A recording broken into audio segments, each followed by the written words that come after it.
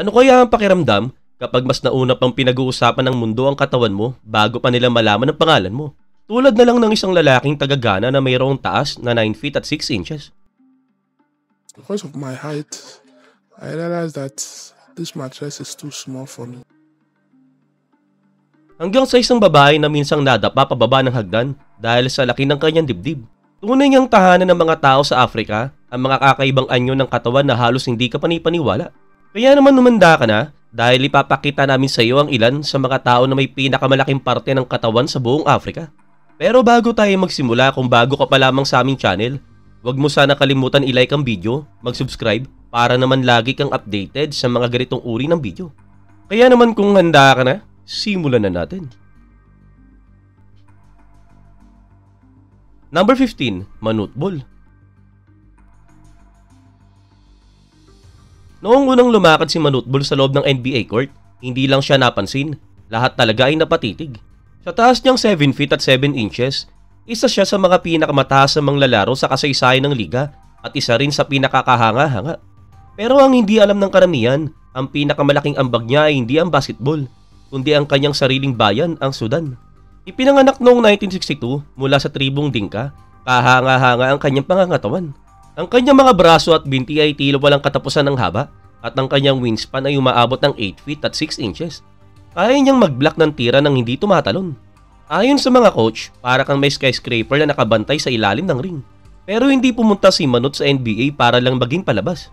Meron siyang mas malalim na misyon, ang makagawa ng pagbabago.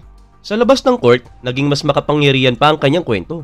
Habang winawasak ng civil war ang Sudan, naging boses siya ng kapayapaan at mandirigma para sa kanyang bayan. Ibinigay niya ang kanyang $1 million na kinita sa kanyang pera para tumulong sa mga biktima ng digmaan at magpatayo ng mga paaralan, ospital at bagong pag-asa.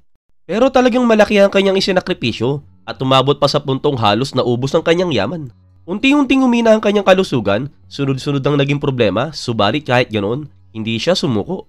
Ang kanyang taas ay talagang kahanga-hanga, pero ang kanyang puso para sa kapwa ay higit pang mas mataas. Number 14, Umbalanto Woman.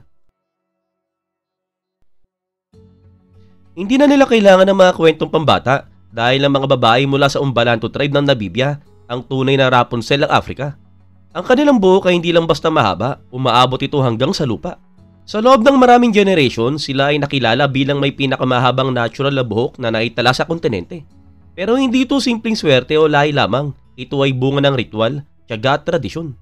Bata pa lamang dumaraan na mga batang babae sa sagradong proseso ng pag-aalaga ng buhok gamit ang mga halong natural na langis, halamang gamot, balat ng puno at pinulbos na okre. Habang tumatanda, ang kanilang buhok ay inaayos sa mga proteksyon at mahabang trintas na unti-unting umuhubog sa mga eleganteng buhok na abot sa hig. Isang korona ng kagandahan, pagkababae at katayuan. Kapag ang isang bata ay nagiging ganap na babae, ang kanyang buhok ay hindi basta mahaba. Ito ay isang kultural na korona. Binubuo ito ng magagarbong ayos sa maalagang occasion gaya ng initiations, ceremonies, kasalan at pista. Subalit nang pumasok ang impluwensya ng colonization at makabagong kaugalian sa Namibia, unti-unting naglaw ang tradisyon. Sa kasalukuyan, iilang bakas na lamang ang natira at ang dating sagisag ng pagmamalaki ay madalas na naaalala na lamang sa mga litrato at kwento ng matatanda.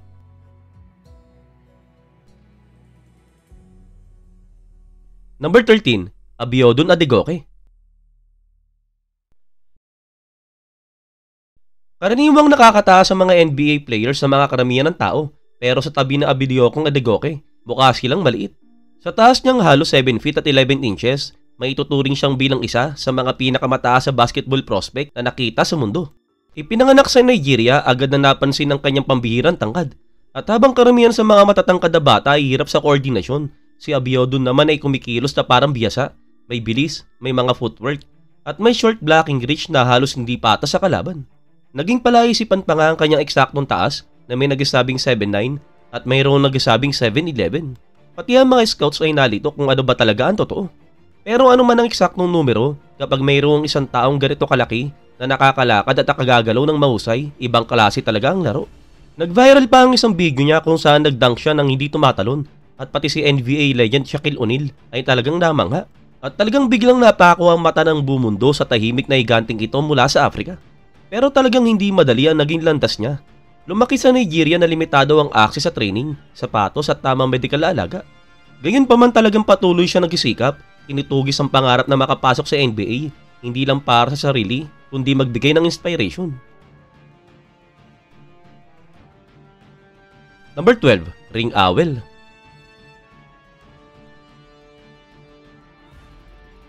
Para sa karamihan ng kabataang atleta, talagang pangarap nilang makapasok sa malaking entablado. Pero para kay Ring Awel, Khan Malawach, nangyayari na ito sa totoong buhay. Sa edad na 17, nakikipagsabayan siya sa Olympic qualifiers, hinahamon ng mga batikang manlalaro at ipinagmamalaki ang kanyang bansa. Mayroong taas sa 7 feet at 2 inches at patuloy pang lumalaki, hindi naging madali ang kanyang simula. Lumaki siya sa South Sudan sa gitna ng kaguluhan at hindi trophy o medalya ang inuna, kundi mismong kaligtasan. Pero kahit sa pinakamahirap na kalagayan, hindi natago ang kanyang talento. Sa tulong ng NBA Academy Africa, naasa ang kanyang kakayahan mula sa ilaw na potensyal hanggang sa isang seryosong laro. Nang pumasok siya sa court para sa FIBA World Cup qualifiers, agad siyang napansin ng mga fans at scouts mula sa iba't ibang panig ng mundo. Mayroong kahangahangang reach, mabilis na paa at may game IQ na bihirang makita sa ganitong kabataang edad. Pero higit pa sa talento, ang tunay na natatangi sa kanya ay ang kanyang paglalaro na may malinaw na layunin. Isang kabataan na hindi lang nangangarap, kundi nagsumikap para baguhin ang kinabukasan. Number 11, Charles Sague. Hirap siyang makahanap ng sapatos na kasya, halos hindi makadaan sa mga pintuan at saan man magpunta, siguradong mapapatingin ng mga tao. Pero si Charles Sague ay hindi habol ang kasikatan. Ang gusto niya lang ay mamuhay ng normal sa kabila ng isang katawan na malayo sa karaniwan. Mayroong taas sa 7 feet, kinilala siya bilang pinakamataas sa lalaki sa Volta region ng Ghana. Pero kasama ng tangkad na yon ang sandabukal na pagsubok. Sobrang laki ng kanyang mga paa na wala ni isang normal na sapatos ang magkasya. Kaya madalas ay nakapaa na lamang siya sa kalsada, isang bagay na hindi lang nakakaasiwa kundi lubang mapanganib. Ayon sa kanyang ina, 10 buwan niya itong dinadala bago ipinanganak at mula noon alam na ng lahat na may kakaiba sa kanya. Habang lumalaki, sobrang bilis ang kanyang pagtangkad at hindi na ito huminto. At oo, kahanga-hanga ang kanyang taas, pero ang mga problema sa likod nito ay totoo. Mula sa paghahanap ng damit, kasangkapan hanggang sa mga simpleng transportation, lahat talaga ay naging habang buhay na hamon. Hindi naman humihingi ng sobra si Charles, hindi siya naghahabol ng spotlight o internet fame. Ang tanging hiling niya ay makakuha ng tamang medical attention at isang pares ng custom-made na sapatos para makalakad siya ng ligtas. Isang bagay para sa karamihan ay simpleng bagay lamang. Bago tayong magpatuloy, ano nga ba talaga ang nakikita natin dito? Parang mayroong 2 tao na mayroong nakakabit na satellite dish sa kanilang mga balikat. Nakapick up lang ba sila ng wifi signal o sila ba ang tunay na pinakamalaking ulo sa buong Africa?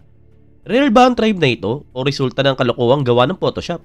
Ano man ang sagot, malinaw na hindi ito ordinaryong head to shoulders ratio. Number 10, Sulaiman Ali Nashnush. Hindi marami ang pwedeng magsabi na umaabot sila ng 8 feet ang taas, nakapaglaro ng pambansang basketball team, at nakasali pa sa isang classic film, pero lahat ng yan nagawa ni Sulaiman Ali Nashnush. Ang nakakagulat, kakaunti lang talaga ang nakakalam ng kwento niya. Ipinanganak siya noong 1943 sa Tripoli, Libya, at sa simula ay normal naman ang kanyang kabataan. Pero pagdating ng kanyang teenage years, bigla na lang siyang nagsimulang lumaki ng sobra sa karaniwan. Na-discover ng mga doktor na mayroong tumor siya sa pituitary gland na nagdulot ng rare condition na tinatawag na gigantism.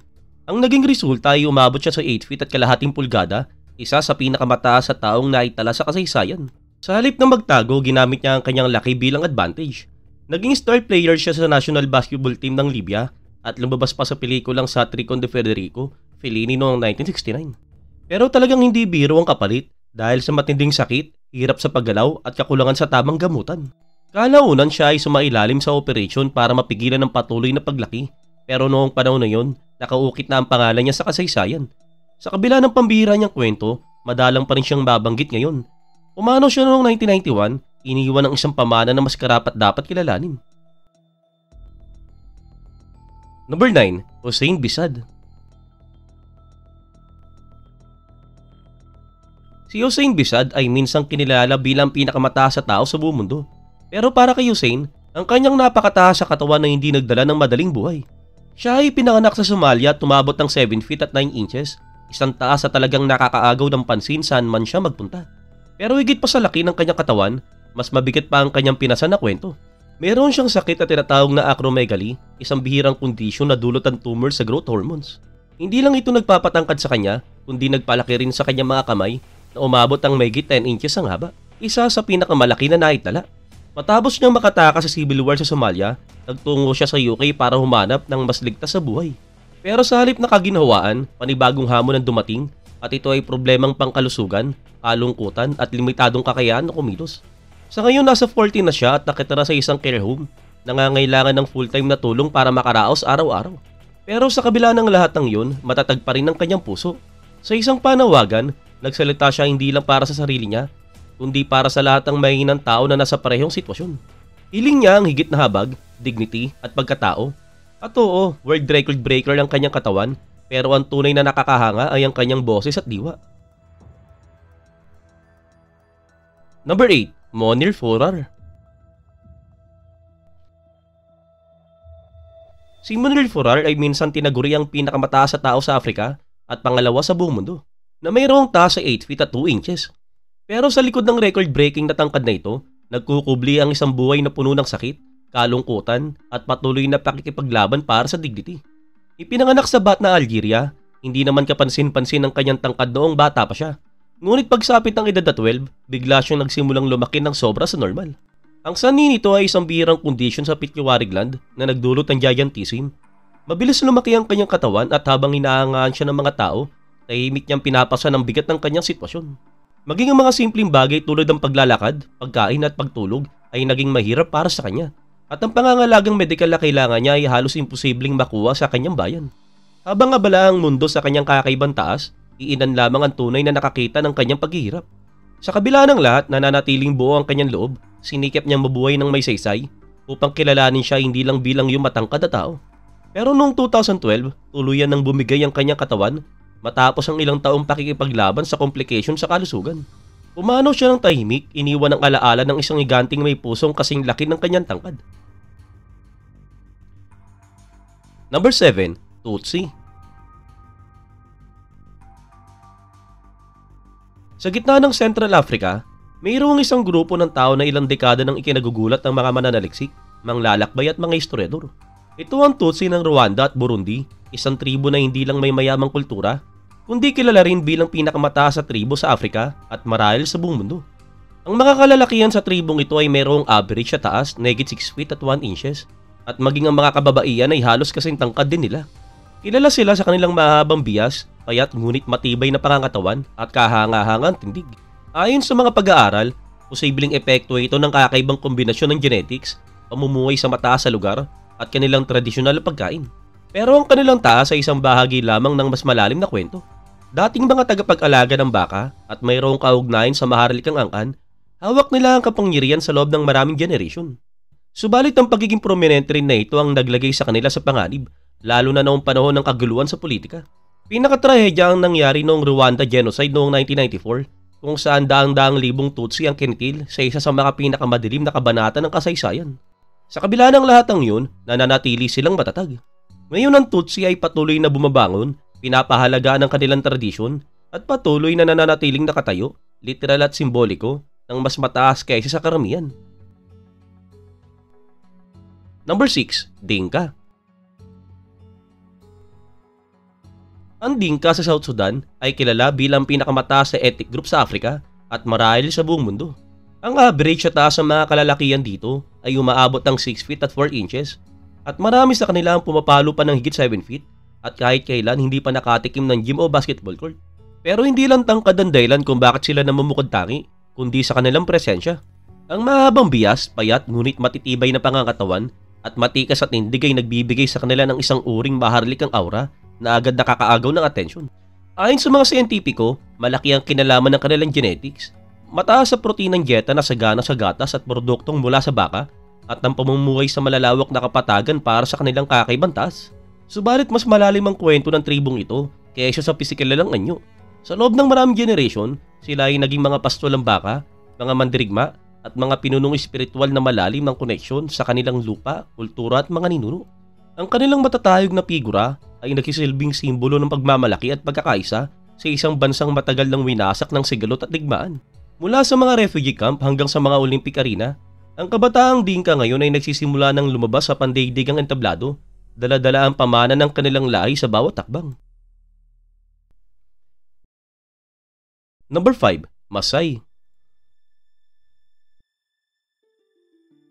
Ang Masai sa Kenya at Hilagang Tanzania ay isa sa mga pinakakilalang tribo sa buong mundo. Hindi lamang dahil sa kanilang matatangkad na pangangatawan, kundi pati na rin sa kanilang mga kultura.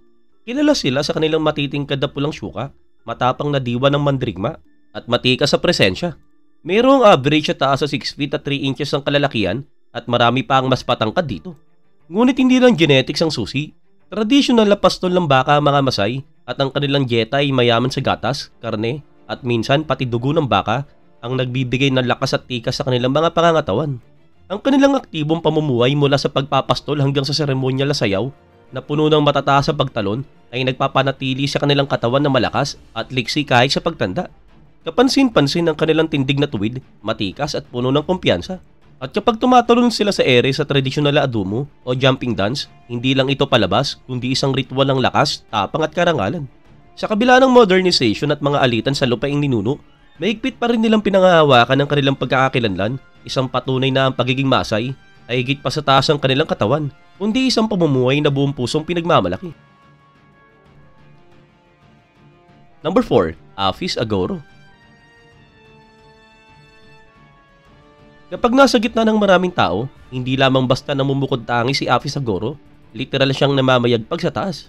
Kilala bilang pinakamatangkad na lalaki sa Nigeria, umaabot siya ng 7 feet at 4 inches at bawat pulgada ng kanyang katawan ay mayroong kwento. Pero hindi siya pinanganak ng ganoong katangkad.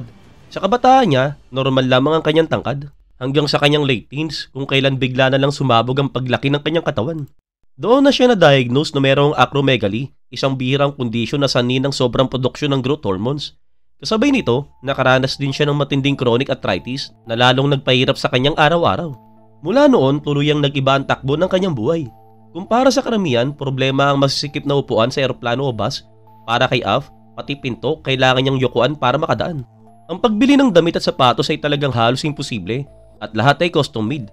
Pero higit pa sa pisikal na hirap, mas mabigat pa para sa kanya ang mga tingin, bulungan, at mga social isolation na dala ng pagiging iba. Gayun pa man hindi siya nagpatalo. Ginamit niya ang kanyang taas para bumuo ng platform, hindi lang online kundi maging sa tunay na buhay. Lumabas siya sa mga pelikulang Nollywood, nagmodelo, at nagbida sa isang reality show na pinamagatang I Am Agoro na kung saan ibinahagi niya ang kanyang tagumpay at mabibigat na pagsubok ng pamumuhay sa mundong hindi ginawa para sa mga higante. Minsan niyang sinabi na being tall isn't always a blessing. It comes with burdens people don't see, and that hits deep. Pumanaw si Af noong 2023, ngunit hanggang ngayon, ang kanyang presensya ay mas malaki pa rin kaysa buhay mismo. Number 3. Francisco Hakim. Kalimutan mo na ang mga circus act at viral na palabas kapag narinig mo ang pangalang Francisco Domingo Hakim mula sa Angola. Siya ang official na may Guinness World Record holder para sa pinakamalapad na bibig sa buong mundo.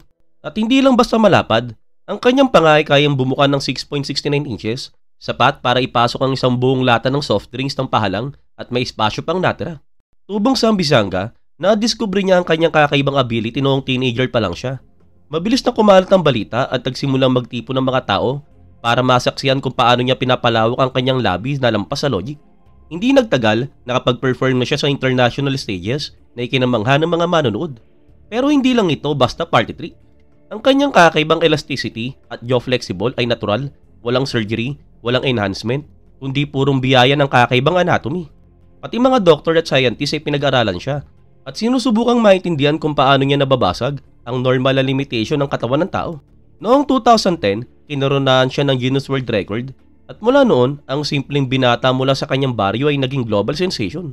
Pero kahit lumaki ang pangalan niya, nananatili siyang mapagkumbaba, isang ordinaryong tao na mayroong hindi ordinaryong regalo. Number 2. Asia Sulu Mandela. Hindi siya nagsusuot ng corona, pinalalaki niya mga ito. Kilalanin si Asia Sulu Mandela, ang babaeng mayroong pinakamahabang dreadlock sa buong mundo, isang titulo na hawak na niya ng mahigit isang dekada. Ang kanyang buhok ay umaabot ng mahigit 110 feet ng haba at oo, talagang hindi ka panipaniwala. Ipinanganak sa Trinidad at Tobago at kalaunan ay lumipat sa US. Nagsimula ang kanyang dreadlocks bilang isang spiritual journey.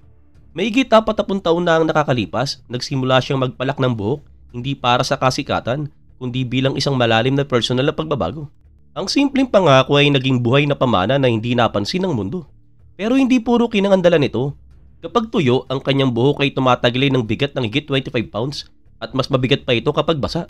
Binalaan na siya ng mga doktor na maaari ito magdulot ng strain sa kanyang gulugod, ngunit tumanggi siya na ipagupit ito. Para kay Asha, ang dreadlocks ay higit pa sa buhok. Ito ang kanyang pinagmumulan ng lakas, pagkakakilanlan at paggaling. Sa pagdaan ng panahon, nakabuo siya ng sarili niyang natural hair care routine, umiiwas sa chemical at bumalik sa mga sinaunang pamamaraan ng pag-aalaga ng buhok. At kahit natawagin siyang extreme obsessed, nananatili siyang matatag sa kanyang paniniwala.